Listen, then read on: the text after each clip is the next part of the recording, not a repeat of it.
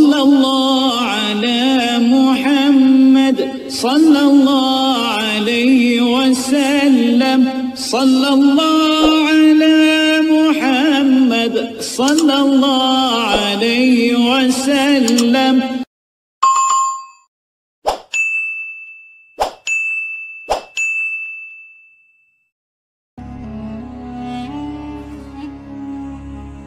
Dalam suatu pertempuran, kemenangan tak hanya ditentukan oleh kemampuan prajuritnya atau seberapa besar tentara yang akan ikut serta dalam peperangan, melainkan kemenangan suatu peperangan sangat ditentukan oleh panglima perang yang membawa jalannya peperangan. Inilah panglima perang terbaik sepanjang masa.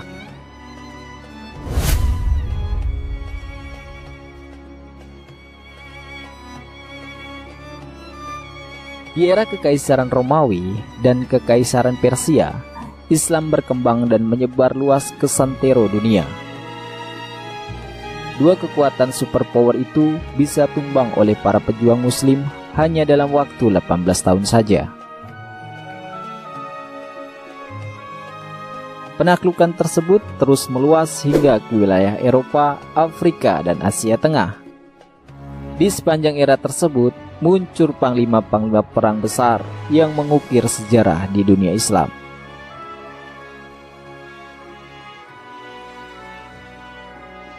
Salah satunya adalah panglima perang Muslim pertama, yaitu Khalid bin Walid.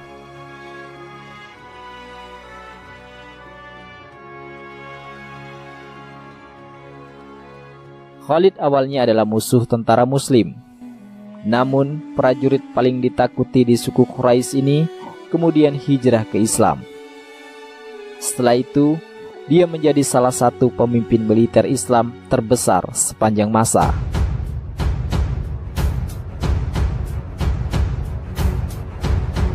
Namanya jadi legenda, tak cuma di kalangan umat Islam, tapi juga di dunia barat. Khalid bin Walid tercatat tak pernah dikalahkan dalam 100 pertempuran. Situs Historynet memasukkannya ke dalam daftar 100 jenderal paling hebat sepanjang sejarah. Yang harus dicatat, di masa lampau, para jenderal benar-benar memimpin pasukan mereka ke dalam medan pertempuran, menghadapi ribuan musuh di depan mereka. Berbeda dengan sekarang, para jenderal saat ini hanya memantau pertempuran lewat teknologi virtual. Dan Khalid bin Walid melakukan itu semua. Dia memimpin prajuritnya ke tengah pertempuran besar, melawan musuh yang berjumlah jauh lebih banyak.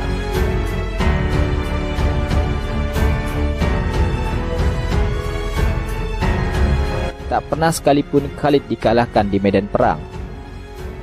Bisa dikatakan, Khalid adalah peletak fondasi militer pertama tentara Islam. Dia berperang menyatukan seluruh Jazirah Arab, kemudian melawan bangsa Persia, Romawi, dan Bizantium. Nama Khalid sebenarnya sudah tersohor di kalangan bangsa Quraisy sebagai panglima perang yang tangguh. Dia masuk Islam setelah perjanjian Hudaybiyah. Dalam perang Mu'tah tahun 629, dia mulai menunjukkan perannya untuk memimpin pasukan Muslim.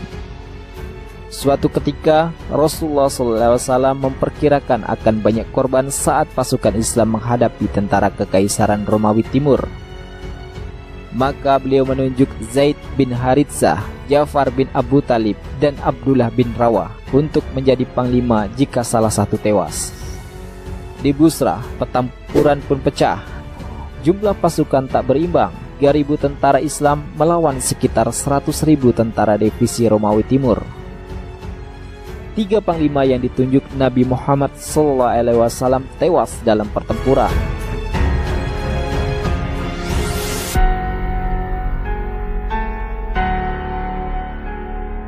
Pasukan Islam sepakat menunjuk Khalid sebagai pemimpin pasukan untuk meneruskan pertempuran. Dan Khalid pun memimpin tentara Islam untuk menghadapi tentara Romawi. Dia memperlihatkan kepiawaiannya hingga memaksa tentara Romawi Timur mundur dari medan pertempuran. Dalam buku Heroes of Islam yang diterbitkan Darussalam Publiks, berita peristiwa pertempuran dan gugurnya 3 komandan Muslim tersebar di Madinah. Dan Nabi Muhammad SAW berkata, pedang Allah yang menegakkan bendera Islam dan dia yang menyelamatkan pasukan muslim hari itu, kata Rasulullah pada para sahabatnya.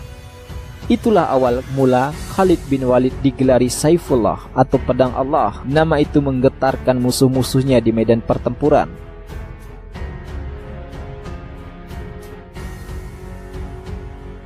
Suatu ketika, dalam sebuah pertempuran, komandan musuh mendatangi Khalid. Dia bertanya, apakah benar Tuhan menurunkan sebilah pedang dari surga dan memberikannya padamu hingga kau tak terkalahkan?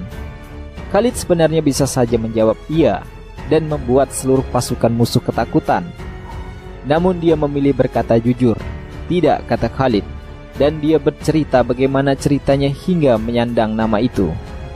Terkesan dengan kejujuran Khalid dan diskusi mereka soal Islam, sang komandan akhirnya bergabung dalam pasukan Islam.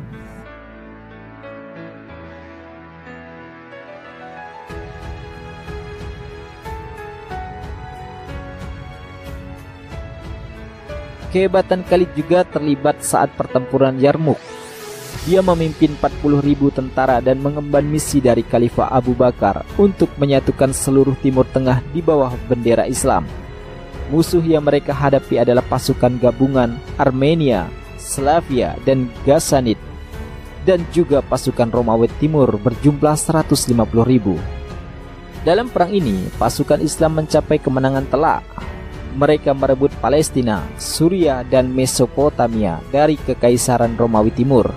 Nama Khalid bin Walid harum di mana-mana dan diagungkan pasukan Muslim pada saat itu.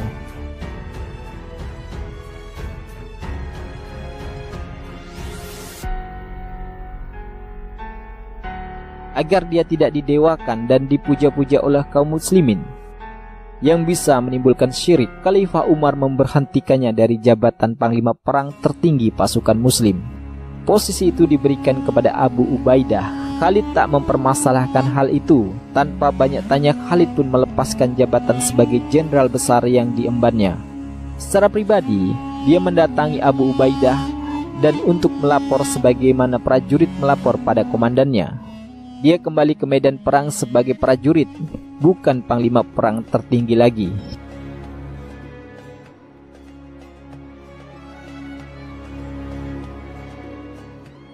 Kasak kusuk pun terjadi antar kaum muslimin dengan peristiwa ini. Sampai ada yang memberanikan diri untuk bertanya langsung kepada Khalid perihal perasaannya yang dicopot secara mendadak tanpa ada kesalahan yang diperbuat. Dan Khalid pun berkata, ketahuilah, sesungguhnya aku Khalid berjihad karena mencari ridha Allah semata, bukan karena Umar atau manusia lainnya, jelas Khalid.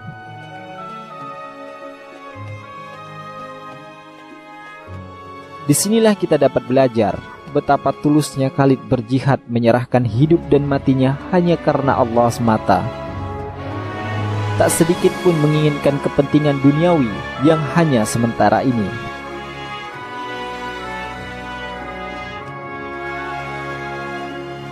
Khalid meninggal dunia tahun 642 dalam usia 57 tahun di kota Homs, Suriah. Namun namanya harum sebagai panglima perang yang tak pernah kalah di medan peperangan.